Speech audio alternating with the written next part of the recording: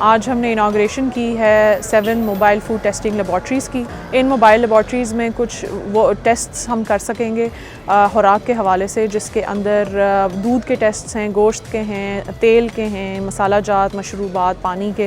ये वो चीज़ें हैं जो हर घर में इस्तेमाल होती हैं, हर जगह पे हर आदमी के इस्तेमाल में होती हैं। तो इन तमाम चीज़ों के टेस्ट किए जा सकेंगे कि आया वो चीज़ें मेयारी हैं कि नहीं, वो ह्यूमन कंजम्पशन के लिए फ़िट हैं कि नहीं, और एडल्ट्रेशन तो नहीं है किसी किस्म की।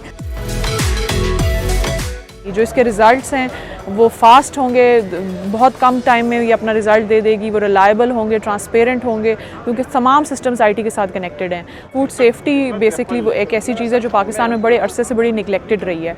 यहाँ पे ऐसी चीज़ें भी खाने में इस्तेमाल हो रही थी जिनके बारे में फ़ूड बिज़नेस ऑपरेटर्स को ये मालूम नहीं था कि ये इंसानी सेहत के लिए कितनी मुज़र हैं।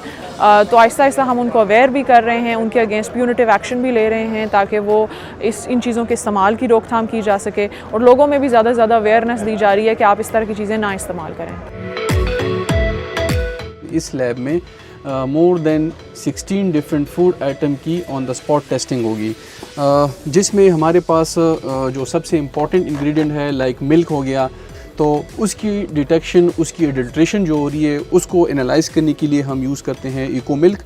मिल्क के बाद जो दूसरी ज़रूरी अशिया हैं जिनमें हमारे पास पानी है, तो पानी की भी मुख्तलिफ़ टेस्टिंग होती है यहाँ पे, उसकी क्वालिटी को चेक किया जाता है। फिर इसके अलावा हमारे पास फ़ैट्स एंड ऑयल की टेस्टिंग होती है, जिसके लिए हमारे पास एक इंस्ट्रूमेंट है दैट इज़ ऑयल टेस्टोमीटर। इसके अलावा हमारे पास बेवरेजेस हैं, जूसेस वगैरह हो गई, तो उसकी भी इसमें फैसिलिटी हैं जो कि हम ऑन द स्पॉट उसकी टेस्टिंग कर सकते हैं।